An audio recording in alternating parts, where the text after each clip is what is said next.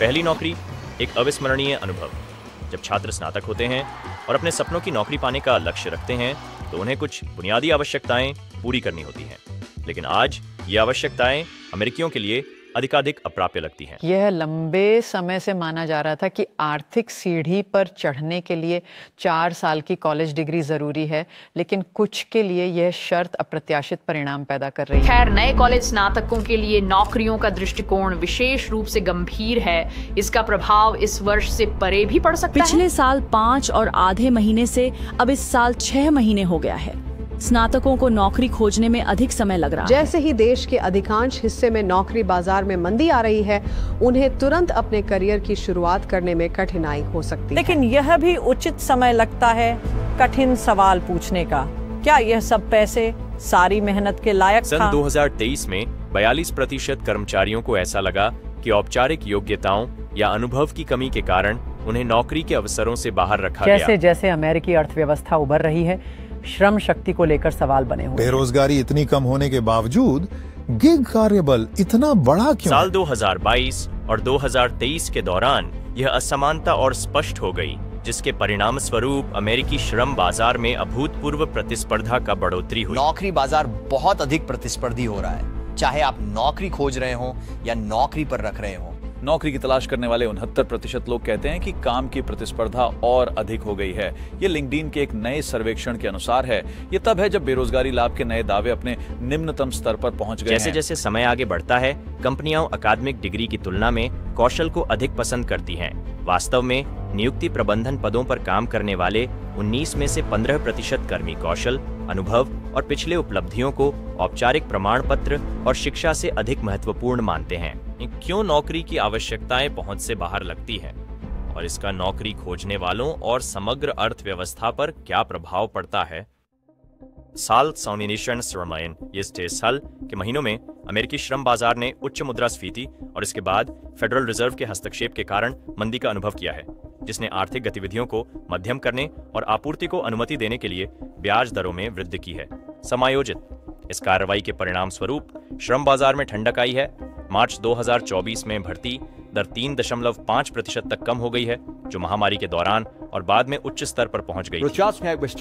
स्तर पर वापस आ गई हैं। इसका मतलब है कि डेटन ने उस झटके से उबर लिया है जो इसे महामारी के दौरान लगा था। टेक्सास और एरिजोना ने यूटा और आइडाहो के साथ कोविड-19 महामारी की शुरुआत में खोए गए सभी नौकरियों को पुनः प्राप्त कर लिया है। इसके अतिरिक्त पिछले वर्ष की तुलना में 2023 के अंत में नौकरी के कुल प्रस्तावों की संख्या 15% से अधिक कम हो गई। सक्रिय आवेदक प्रति उपलब्ध नौकरी का अनुपात भी महत्वपूर्ण रूप से बदल गया है। 2022 में एक आवेदक प्रति नौकरी से प्रत्येक 2 आवेदकों के लिए एक नौकरी में। 2023 यह बदलाव नौकरी की तलाश करने वालों के लिए एक अधिक प्रतिस्पर्धात्मक श्रम बाजार को दर्शाता है, जबकि नियोक्ताओं के पास से चुनने के लिए अधिक संख्या में विकल्प उपलब्ध हैं। उम्मीदवार एक सर्वेक्षण से पता चला कि 46% कंपनियां 2024 की पहली छमाही में अपनी भर्ती बढ़ाने की योजना बना रही हैं, क्योंकि उनके अनुसार उनके वर्तमान कर्मचारियों में आवश्यक कौशल की कमी है। अमेरिकी अर्थव्यवस्था में कुशल कारीगरों की कमी है। अमेरिकी चैम्बर ऑफ कॉमर्स के अनुसार कुशल श्रमिकों की उद्धरण भारी कमी है। कंपनियां प्लम्बर, इलेक्ट्रिशियन, बढ़ई, ऑटो मैकेनिक की तलाश में हैं और मैं यहां सिर्फ कुछ के नाम ले रहा हूं। और ये कोई आश्चर्य की बात नहीं है, क्योंकि दशकों से हाई स्कूल व्यावसायिक कला कार्यक्रमों में नामांकन गिरावट पर रहा है। एक और कारक जो श्रम बाजार की गतिशीलता को प्रभावित कर रहा है, वह है भर्ती प्रक्रिया में परिवर्तन।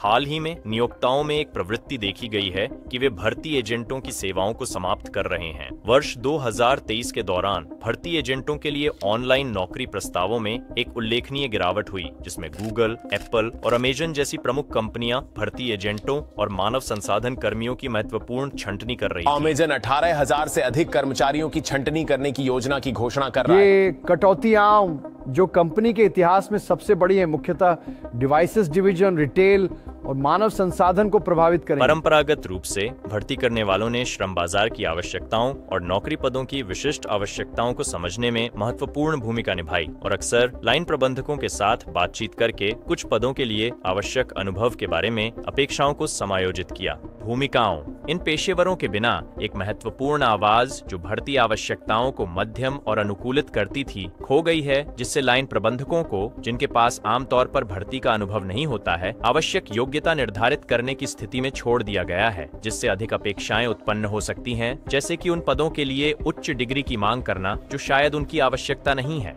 यह और अधिक कंपनियों के तकनीकी क्रांति में शामिल होने के साथ रोबोट्स को रिक्रूटर्स के रूप में इस्तेमाल करने का परिणाम कौशल की समझ की कमी का कारण बना है कि जो श्रमिक प्रदान कर सकते हैं और जो रोबोट पहचान सकते हैं। जे जंग यू नौकरी के इंटरव्यू की तैयारी कर रहे हैं, लेकिन जब बड़ा दिन आएगा तो वह कमरे में अकेले होंगे। वह अपने घर पर कंप्यूटर ऑन करेंगे और कृत्रिम बुद्धिमत्ता जे को देखेगी और सुनेगी।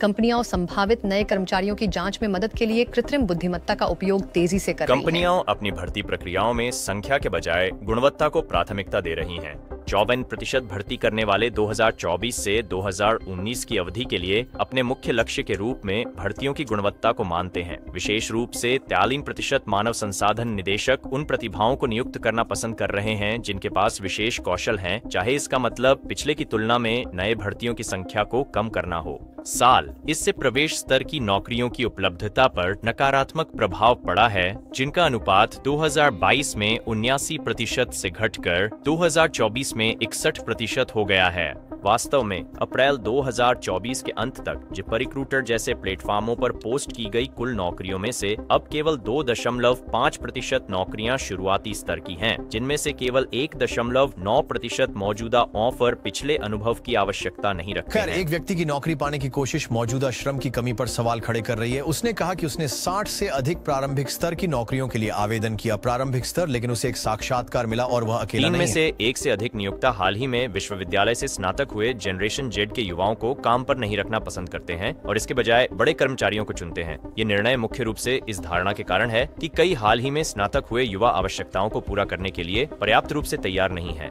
कार्यबल एक सर्वेक्षण के अनुसार 2 या 4 साल की उच्च शिक्षा संस्थाओं से स्नातक हुए आधे से अधिक अमेरिकी स्नातकों ने प्रवेश स्तर की नौकरियों के लिए आवेदन नहीं किया है, क्योंकि वे इन पदों के लिए अयोग्य महसूस करते आंकड़े हैं। एक मजबूत बाजार का संकेत देते हैं। हालांकि कुछ विशेषज्ञ कहते हैं कि नए स्नातकों को अपनी नौकरी की खोज में बाधाओं के लिए तैयार रहना चाहिए। इनमें से बहुत से लोग वास्तव में ऐसे काम कर रहे हैं जिनके लिए कॉलेज की डिग्री की भी आवश्यकता नहीं है। तो समस्या क्या है? 2023 में OECD सदस्य देशों ने औसतन अपने GDP का 0.11% कर्मचारी प्रशिक्षण के लिए आवंटित किया। इसके विपरीत संयुक्त राज्य अमेरिका ने नौकरी प्रशिक्षण में काफी कम, केवल अपने GDP का 0.03% निवेश किया।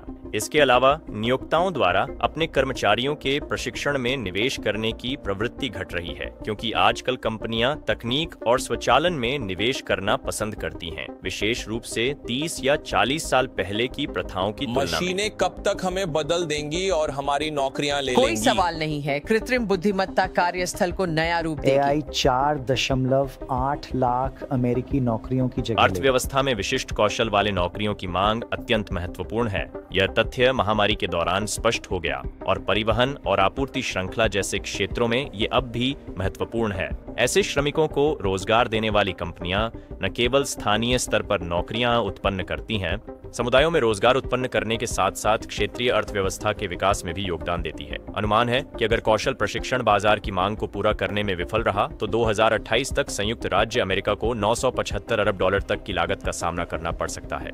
मांगों अमेरिका में जीवन स्तर को बनाए रखने और सुधारने के लिए यह आवश्यक है कि श्रमिक अपनी कौशल को निखारें और नई तकनीकों के अनुकूल बने। इससे न केवल देश की वैश्विक प्रतिस्पर्धात्मकता बनी रहती है, बल्कि इसकी कार्यबल की उत्पादकता भी सुनिश्चित होती है।